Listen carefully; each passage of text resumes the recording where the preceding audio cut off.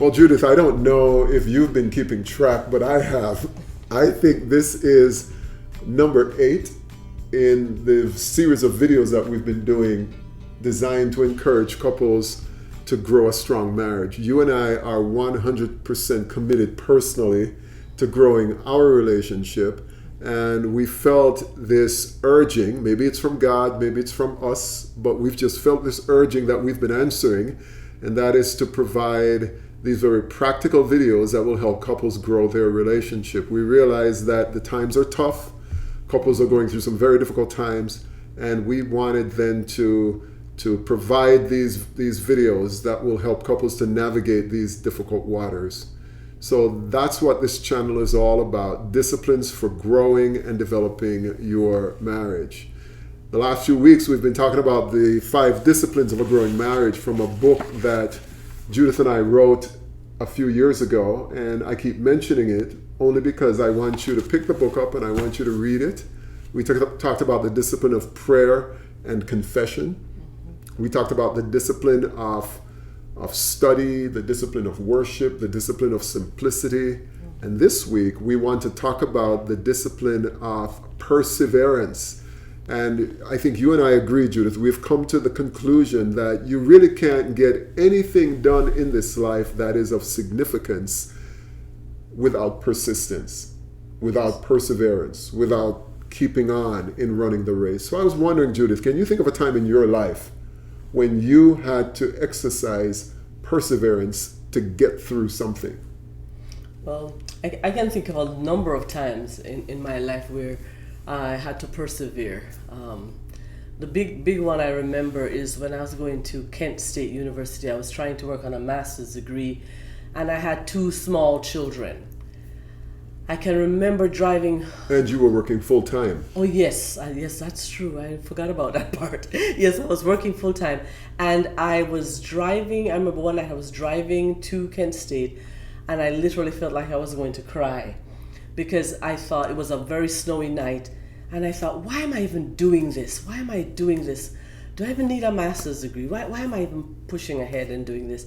But I felt like I needed to get this degree, and I'm so thankful I did it today. But it was really, really challenging. It was a big challenge. It was very hard, but I pushed ahead. I was able to get it and to finish and graduate, and I'm so thankful today that I did. But the thing Judith doesn't tell you is that she's a glutton for punishment, because she decided to do a second master's degree and life hadn't gotten any simpler. Do you remember that? Yes, I wanted to work more with people in terms of helping, as what we're doing right now, counseling. And I felt like that was what God had called me to ultimately do.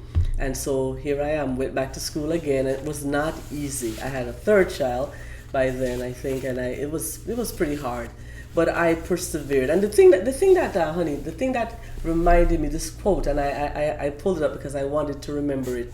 It was by Thomas Edison, the inventor of the light bulb.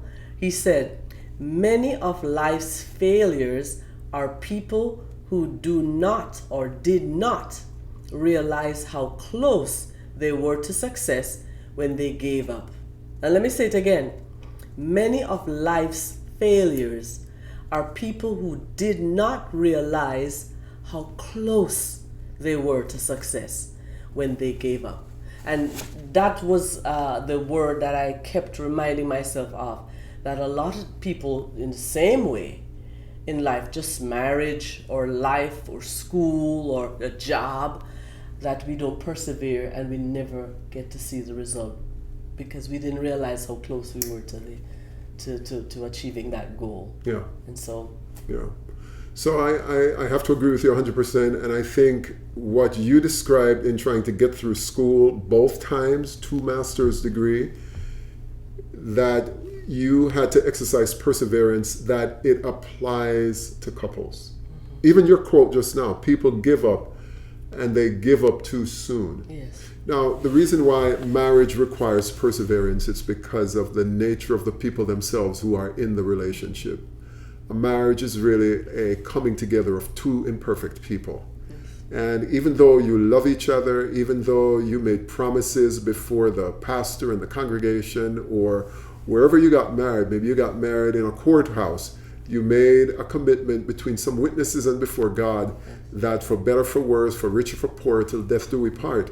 Not a lot of couples get to experience that because they hit some difficult, choppy waters, and they lose their sense of commitment, and they decide that it's time for them to give up. And we're here to say today that you don't have to go that route. Right. We're saying that there is something about the discipline of perseverance that will get you there. Now, I have a somewhat similar story in terms of what Judith talked about, because I also went to Duke University, and it was very difficult. By then we had 3 children. Judith was working full-time. I was working full-time, trying to do some graduate school work, and it wasn't easy. There were days when I felt like giving up. But you know, the one thing I've said to you, Judith, many times, why I love to run so much, why I enjoy physical exercise, it's because it gives you mental toughness. When you're running and you've passed mile marker 1 and you think there's no more left in the tank, there's no way I can keep going, and you just keep running, you keep putting one foot in front of the other, before long you get to mile marker 2 and mile marker 3, and when you are done running the race and you finished it, you feel incredibly happy that you didn't quit.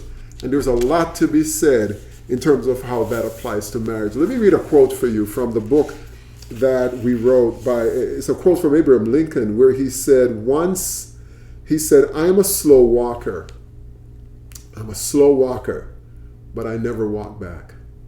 You think of all the difficulties that President Abraham Lincoln went through, and what got him from point A to point B was not how fast he went, but the fact that he kept going. So that's what we want to talk to you about here very briefly, to encourage you on your journey in marriage. We want you to be people who persevere. There's a wonderful verse from the Bible, Hebrews 12 and verse 1, where the author says, since we are surrounded by such a huge crowd of witnesses, let us strip off every weight that slows us down, especially the sin that so easily trips us up, and let us run with endurance the race that God has set for you.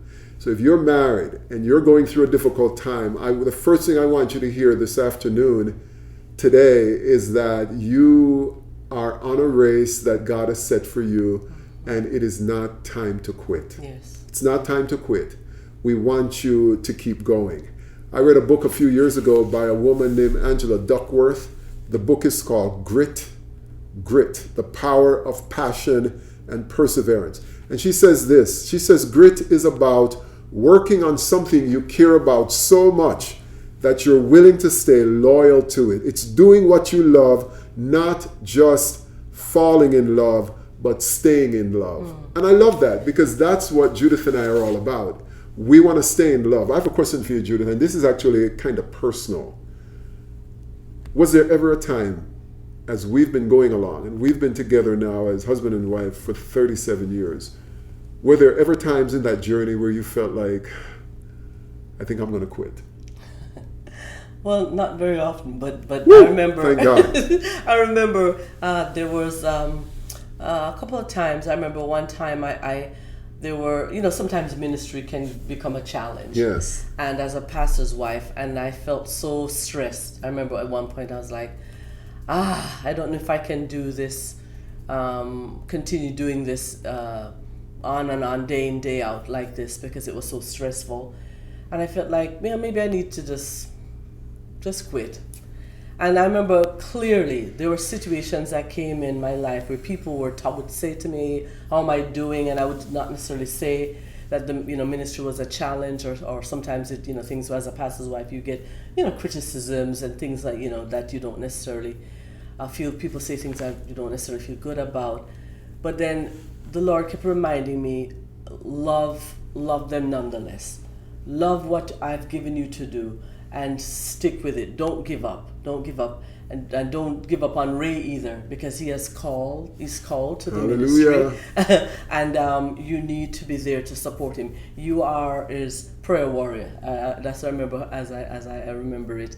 And no matter how hard it gets, I am with you in it. And we went through that little phase for a time, and I'm so glad today that I didn't give up, because I've seen God's hand do some miraculous things in our life and even in the ministry. So, I appreciate your honesty, and just to make the record clear, it wasn't that I had done anything, I wasn't unfaithful, but life can be so hard. Yes. For me, though, Judith, and I can honestly tell you, I don't think there was ever a time where I felt I wanted to quit marriage. Now, it doesn't mean you're lesser than me. I'm just telling you where I'm coming from. And I'm by nature, I tend to be overly optimistic to the point of being naive. And I just don't quit. I'm just not a quitter. If I say I want to do something, I'm going to stick with it. So, what Judith is describing is really real. And it's not just real for us. And that's why I appreciate your honesty, because many, many couples, you'd be amazed how many couples are or were in the same shoes that we were wearing back then. Yes. And the answer, guys, is perseverance, that we're not quitting. Every problem, every mountain, and this is the thing to remember, when you face a challenge, when you face a mountain, it's always going to loom so large that you say there's no way. There's no way we're going to get past this. Yes. But I'm telling you, if you keep putting one foot in front of the other, eventually you're going to get past that mountain. You're going to look back and you're going to say, wow, I'm so glad I didn't quit, because what I thought was so impossible, I'm realizing now it really wasn't as big as it seemed then as it is now. And that's the perspective perseverance does for you. It gives you that mental toughness. And I think as I've worked with couples, the ones that persevered are the ones that I look on today and I say, I'm just amazed at how they're doing. And sometimes I see them and they give me a thumbs up to say their marriage is going so well. And it's the ones that never gave up. They just said, we're not going to quit on each other. Even though the times get rocky, we are going to fight it out somehow and be able to pull through. Because the thing that we always say is that we're not going to use the word divorce. So that's exactly. So you're kind of jumping to the last point I want us to make. And that's exactly right, Judith. So I'm going to let you go with that, because one of the things you're going to need if you're going to persevere is to say that again. Remove that word from your vocabulary, right? Divorce. Say more about that. Yes. Divorce, if you play around with that word and you throw that word around, you're putting the both spouses in a very insecure position. And for the children too, I have to include the children. If they hear that kind of conversation, remember a little kid who come over and say, Mom and Dad, are you going to get a divorce? And that just gripped the couple, and they decided to really start to work at their marriage. And so if we can do that, take that word out of the vocabulary, say no matter what, for better for worse, or richer for poorer, in sickness and in health, we're going to stick together. That's right. So that's one thing we would encourage you to do as you persevere in growing your marriage, and never quit. There's no quit in us. We are removing the word divorce from our vocabulary. And the second thing we would encourage couples to do is to bring others on the journey with you. Find a support group. Yes. We got supported from other couples along the way. We can think of numerous times when we felt so broken down by the challenges before us, and it was other couples, other people we know, supporters who came and lifted us up. Don't try to run this on your own. And that's why we want to make ourselves available. We actually enjoy mentoring younger couples, mentoring couples in general. I know Judith, as a marriage and family therapist, is doing that just about every day of the week, encouraging couples. So remove the word divorce from your vocabulary. Join or invite others into your life to support you. Seek help. Seek the help of a therapist. Commit to a small group of like-minded folks who are also on the same journey with you. And then last of all, and this just sounds very trite, but I'm telling you guys, if you do it, it's going to work for you. Find a way to commit together to pray together. Every day, bring your marriage before God and say, Lord, help us. We want to go the distance. And I'm telling you, when two people pray together, it's hard to pull them apart. So there's so much more we could say on this topic, but we just wanted to whet your appetite. If you're going to persevere in marriage, remove the word divorce. If you're going to persevere in marriage, seek help. Get others on your side to support you. Join a small group. And last of all, seek God together and pray. And I'm telling you, you will go the distance. And that's the word of encouragement we have for you today. So God bless you. Thank you for joining us. And we want to encourage you again, if you haven't had the opportunity yet, to click the like button, leave a comment, subscribe to our channel, share it with others. Those are things we ask you to do on a regular basis. We want other people to know that the Hiltons are here to encourage couples. And if you know couples who are struggling, share this message with them. All right? Take care. God bless you. We'll talk to you again.